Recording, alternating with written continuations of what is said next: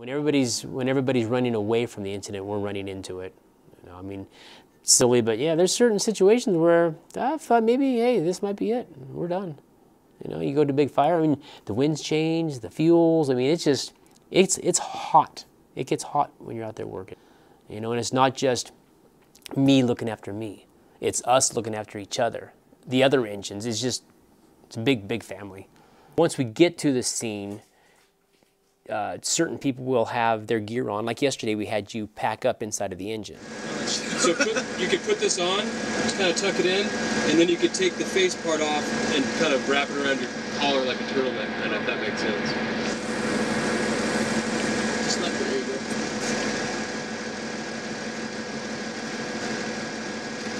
All right, and then you could take that face piece and just kind of peel it all the way up. You want to kind of tuck it over because you want to be able to find it later.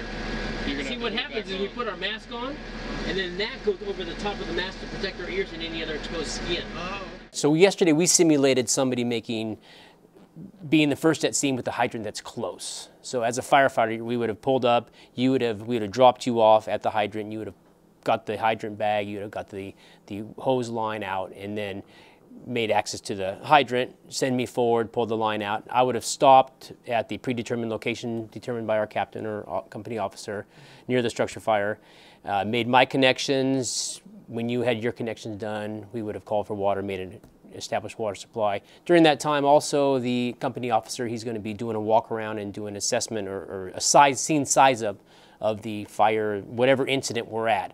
So basically he can go back to the command center and let them know what to expect when they're coming in. Basically, like I said before, is just painting a picture. If you know what you're going to be getting into, you have time to mentally prepare for what your job is going to be, what tools you might need, or what exactly you're going to be doing. Otherwise, if you just go in there blind and all of a sudden, we got to go.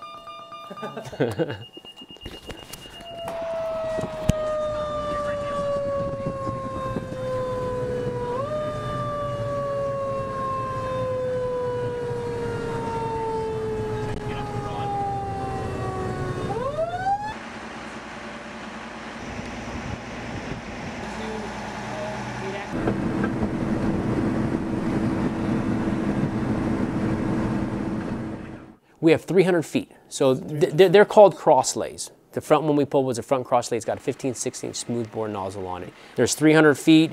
We only needed 100 feet of it. So at 100 feet, we broke it off, and we have a connector on the other side that I hooked it up to, which we can hook up 2 different lines to that. Broke that off and utilized just that. Or we have a full 300 feet on both of those we can utilize. We don't want to cut ourselves short on hose. If the house is 120 feet back, we want at least 150 feet of hose. We don't want to be 100 feet, 50 feet short, so we'd rather have a little bit extra. Then we just flake it out in front of the house or wherever, just kind of keep it out of the way, but it's always accessible to pull into the residence room. Oh, okay. We had 100 foot laid out, which is just a simulation for laying hose line. The fire we had 2 weeks ago, I believe, there was probably 600 feet of hose laid out. It just depends on where the hydrant is at. So the truck operations, we're going to typically take that to a commercial fire, or a multi-story building, hotel, apartment complex, even a commercial building. And that's going to make access to roofs easier. We only have not small ladders, but ladders that aren't going to go up 4 or 5 stories on a ground ladder. So that'll allow us to make access to roofs for rescue. It'll allow us to get water up higher onto a fire and such. Whatever I'm on isn't structurally sound. Oh, this is sound. That's when I get How much do you weigh? I'm about 240. Ooh, 220 limit. I'm just kidding. Oh, okay.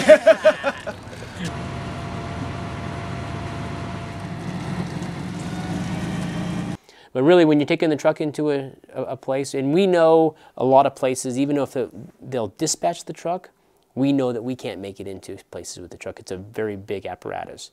So we'll determine sometimes even if we get dispatched with the truck, we won't take the truck because of tree lines. Access is hard with power lines. And when we're setting up the truck, we need proper placement for the stability of the ground. You know, we don't want to be over any potholes or man covers or anything that's going to potentially compromise our safety, because there's a lot of pressure going on down there. Yeah, some people call for nothing. Hey, you know, I got a little scratch on my arm. Can you put a Band-Aid on it? And really, in your mind, you're thinking exactly like that. You're like, seriously? Well, to that person, it's an emergency. It means something to them. So when we walk in there, we need to treat it very similar to if it was a life-threatening emergency, because that might be life-threatening to them. I'm bleeding. Well, you're okay. Oh, they put a Band-Aid on me. I'm all better.